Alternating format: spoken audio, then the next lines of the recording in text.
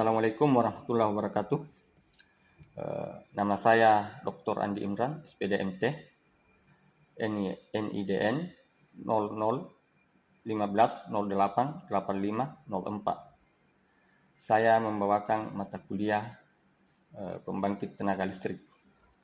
Deskripsi mata kuliah pembangkit tenaga listrik ini akan mempelajari tentang sistem pembangkit tenaga listrik seperti PLTU, PLTPB, PLTG, PLTN, PLTB, PLTA, PLTS, dan permasalahan pada pembangkit tenaga listrik, serta bagaimana merancang pembangkit tenaga listrik. Capaian pembelajaran yaitu pertama adalah mahasiswa mampu menjelaskan peran pembangkit tenaga listrik pada sistem tenaga listrik. Yang kedua, mahasiswa mampu menjelaskan prinsip kerja pembangkit tenaga listrik. Yang ketiga, mahasiswa mampu mendiskusikan penggerak awal dan perlengkapan listrik pada PLTU, PLTPB, PLTG, PLTN, PLTB, PLTA, dan PLTS. Kemudian yang keempat, mahasiswa mampu menjelaskan pengoperasian pembangkit tenaga listrik. Yang kelima, mahasiswa mampu menghitung daya pembangkit tenaga listrik. Yang keenam, mahasiswa mampu mensimulasikan pembangkit tenaga listrik. Yang ketujuh, mahasiswa mampu menganalisis biaya dan manajemen pembangkit tenaga listrik. Dan yang kedelapan, mahasiswa mampu merancang pembangkit tenaga listrik. Materi pembelajaran selama 14 pertemuan. Yang pertama adalah pengertian PLTU. Prinsip kerja PLTU, proses produksi tenaga listrik PLTU, komponen utama dan spesifikasinya. Kemudian yang kedua, persamaan untuk perhitungan daya dan kebutuhan bahan bakar PLTU, biaya pembangkitan, contoh perhitungan kebutuhan bahan bakar PLTU. Kemudian yang ketiga, energi panas bumi, pembangkit listrik tenaga panas bumi, prinsip kerja pembangkit listrik tenaga panas bumi, peralatan dan pada pembangkit listrik tenaga panas bumi. Kemudian yang keempat, rumus dan besaran yang digunakan dalam perhitungan daya pembangkit listrik tenaga panas bumi atau PLTPB, PLTG, bahan bakar PLTG, prinsip kerja PLTG, kelemahan dan keunggulan PLTG, kendali daya pada PLTG. Itu yang kelima ya. Kemudian yang keenam, perhitungan kebutuhan bahan bakar PLTG, perhitungan biaya pembangkitan PLTG. Kemudian yang ketujuh, pengertian umum PLTN, yaitu pembangkit listrik tenaga nuklir ya. Kemudian prinsip dasar PLTN, kelebihan dan kekurangan PLTN, kemudian jenis-jenis PLTN. Kemudian yang kedelapan, yaitu rumus atau persamaan perhitungan daya pada PLTN, biaya pembangkitan PLTN.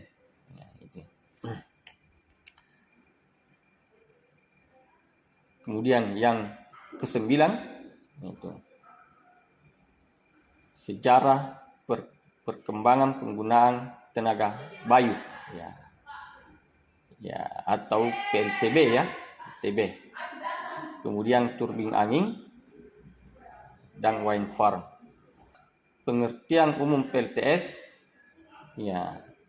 kemudian sel surya atau fotovoltaik, kemudian rangkaian ekuivalen fotovoltaik, kemudian karakteristik arus tegangan VP, kemudian simulasi VP atau fotovoltaik. Ke-14 adalah dasar perhitungan kapasitas dan biaya pembangkit listrik tenaga surya ya, dan perencanaan PLTS. Mode perkuliahan 70% luring dan 30% daring ya, sesuai dengan ketetapan rektor. Kemudian metode pembelajaran yang digunakan yaitu ceramah, diskusi, kemudian case method, dan project based learning. Itu metode pembelajaran.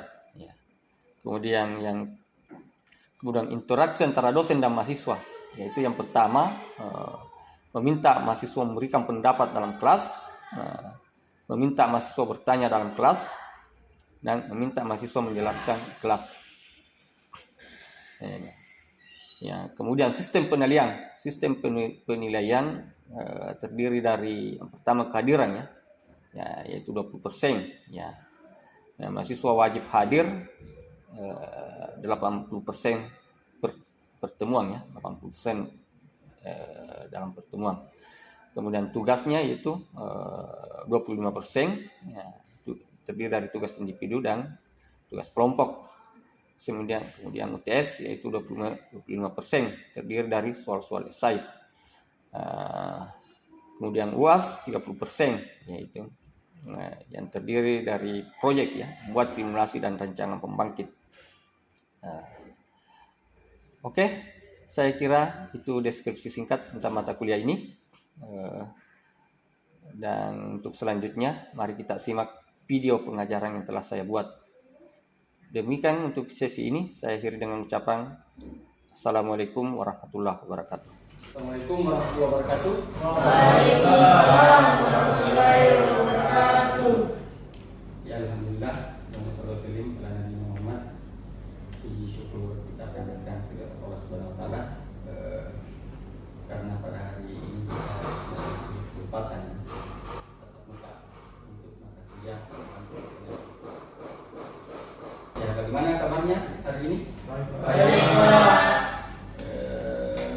Sudah sarapan pagi? Ya, oke. Hari ini kita akan membahas materi tentang pembangkit listrik tenaga surya. Ya, pembangkit listrik tenaga surya. Ya, minggu lalu kita telah membahas pembangkit listrik tenaga air. Ya, tenaga air. Masih ada yang ingat apa itu pembangkit listrik tenaga air? Apa itu? Ya, Pak. Ya, silakan. Pembangkit listrik adalah pembangkit yang menggunakan aliran air sebagai alat utama untuk menggerakkan generator atau turbin, Pak. Ya, oke. Ada yang lain? Apa itu pembangkit listrik tenaga air? Ya, coba silakan. Baik, menurut saya Pak, pembangkit listrik tenaga air itu memanfaatkan energi potensial dan energi kinetik air sehingga menghasilkan energi listrik. Ya, oke. Ya, semuanya jawabannya benar ya. Nah, tapi intinya adalah pembangkit listrik tenaga air itu ada airnya dibuat pembendungan dulu ya. Nah, dibuat pembendungan. Kemudian di bendungan itu dikasih pipa besar ya, namanya penstop ya, pipa besar. Nah, kemudian di dalam pipa itu mengalir airnya ya, masuk ke turbin ya, turbin. Nah, turbin itu berputar ya, kena tekanan air ya, turbin berputar, kemudian dia memutar generator. Nah, generator itu yang menghasilkan listrik ya. Intinya seperti itu ya. Oke, kita masuk ke materi kita, pembangkit listrik tenaga surya. Nah, pernah dengar pembangkit listrik tenaga surya? Pernah. Ya.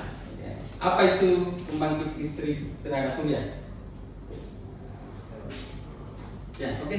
Kita mulai. Pembangkit listrik tenaga surya merupakan pembangkit listrik yang memanfaatkan efek fotovoltaik dari panel surya sehingga bisa menghasilkan listrik. Ya, oke. Itu benar ya. Jawabannya benar. Pembangkit listrik tenaga surya itu adalah sebenarnya sederhana ya. Pembangkit listrik yang sumbernya dari sinar matahari ya. Sederhana ya. Nah, pertanyaannya adalah ini kan sinar matahari. Nah, kemudian menjadi listrik. Ya. Kenapa bisa menjadi listrik? Berarti ada alat yang mengubah. Ya, berarti ada alat yang mengubah energi listrik menjadi matahari. Nah, jadi energi apa? Alat yang mengubah energi listrik menjadi matahari itu namanya panel surya ya. Panel surya. Panel surya. Ya, oke. Namanya panel surya. Kenapa bisa apa?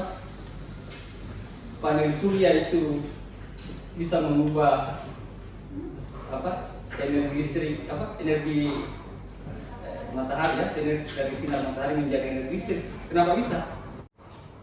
Apa tadi? Ada saya mendengar jawaban silikon ya, silikon ya. Ada dua lapisan ya di dalam sel surya itu. Ada dua lapisan. Nah, lapisan pertama dengan lapisan yang kedua. Ya, yang pertama dengan silikon yang kedua mengandung elektron yang sedikit ya, sedikit.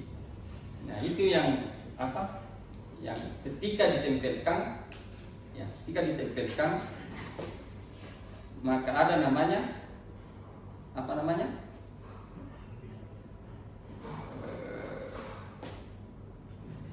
Deflection apa? Ya, deflection hole ya, deflection hole. Nah, kita tempelkan ya, deflection hole. Nah, ini di dalam deflection hole itu di dalam deflection hole positif sama negatif itu bergabung ya, bergabung. Jadi dan ini membatasi negatif yang di atas dengan negatif yang di bawah ya.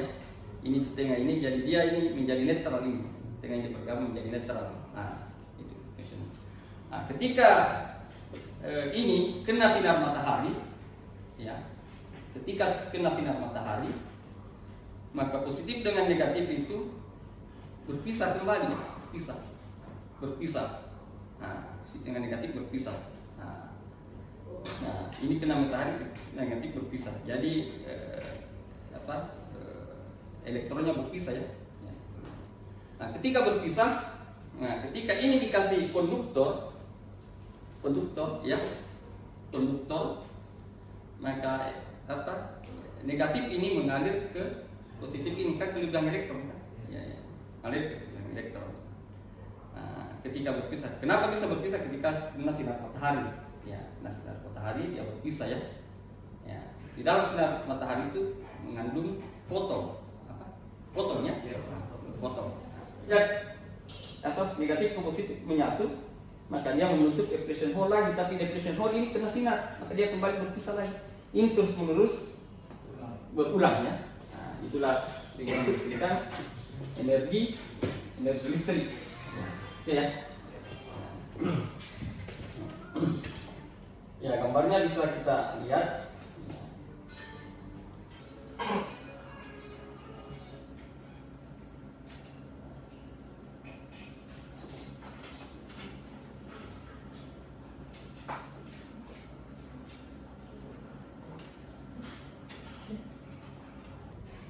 Ya, seperti ini ya, gambarnya bisa dilihat seperti ini. Nah, jadi ini kan ada dua ya. Jadi yang di atas ini silikon yang di atas dengan silikon yang di bawah ya. Kayak begitu ya. Ada dua. Ya, jadi ada dua. Ya, silikon di atas dan silikon di bawah ya. Nah, ini elektronnya lebih banyak ya. Yang di bawah lebih sedikit ya, lebih sedikit ya. Sedikit elektronnya ya. Nah, ya, ketika dia ditempelkan maka membentuk apa? Deflection ya. Wilayah deflection ini. Maka negatif dengan yang berdekatan ya, negatif dengan positif menyatu ya. Nah, menyatu. Nah, ini menjadi netral. Dan negatif yang di atas ini tidak bisa lagi melewati ini ya, tidak bisa melewati ini. Ya, dia positif di bawah begitu ya. Nah, ketika ini kena foton ya, sinar matahari, maka ini apa? Ini akan berpisah ya, berpisah. Ya, ini akan berpisah ya. Jadi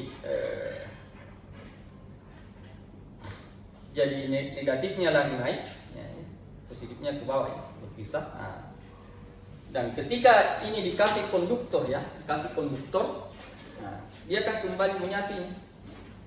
Apa? Negatif menuju ke positif, ya, menuju ke positif.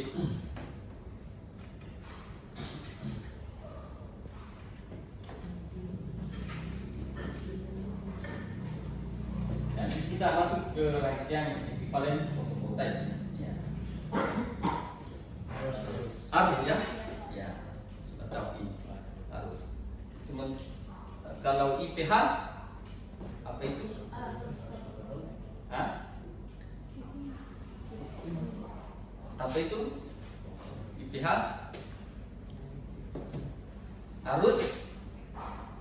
harus potong ya, harus potong. Kemudian inol, apa inol?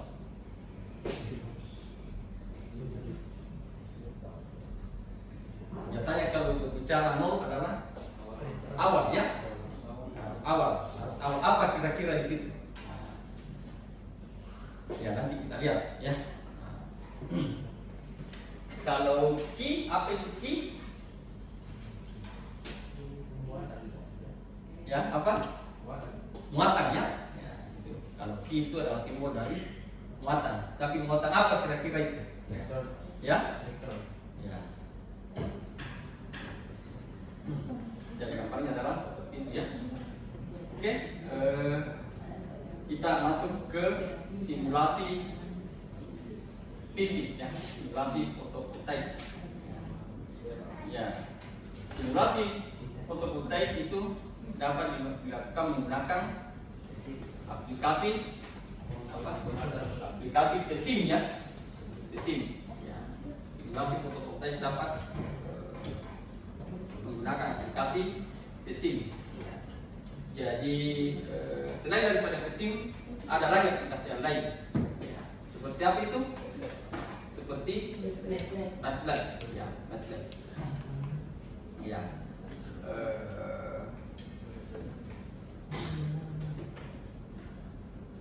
Aplikasi MATLAB. Ya baik, saya kira aplikasi PESIM saya sudah pernah bagikan ya, Saya kira saya pernah bagikan. Mungkin ada salah seorang antara kalian yang bisa mempraktekkan.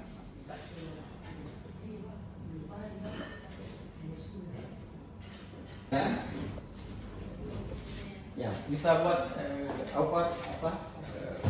file baru kemudian gambar. Ya Pak. Ya, perlihatkan cara membuatnya ya. Ya.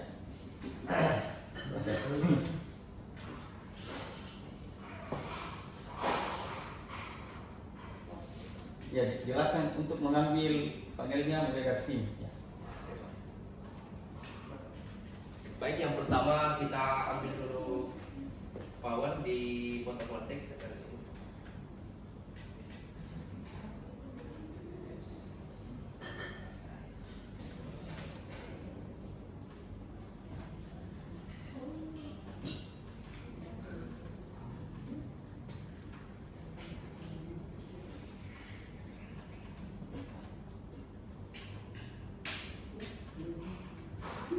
Oke. Setelah kita ambil power, kita ambil panel surya, kemudian kita berikan sumber tegangan, sumber DC.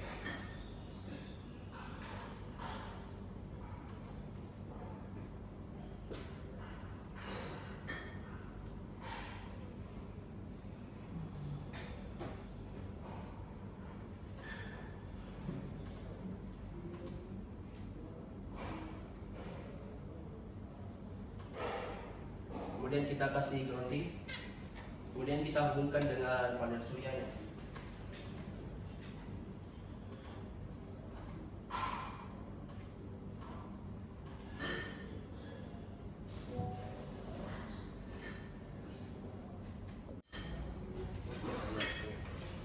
Kemudian suhu rata-rata kita tulis saja 25 derajat.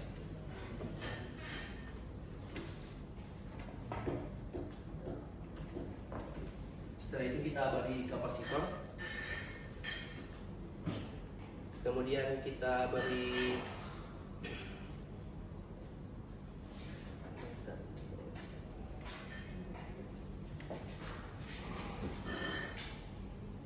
ini adalah sensor tegangan.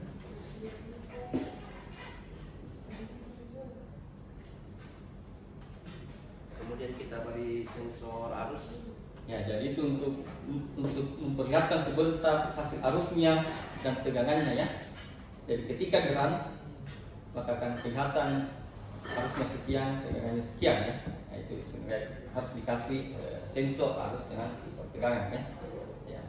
Ya, intinya cara kerjanya seperti itu. Silakan dibuka yang tadi, yang filenya yang awalnya. Yang mana file awalnya tadi?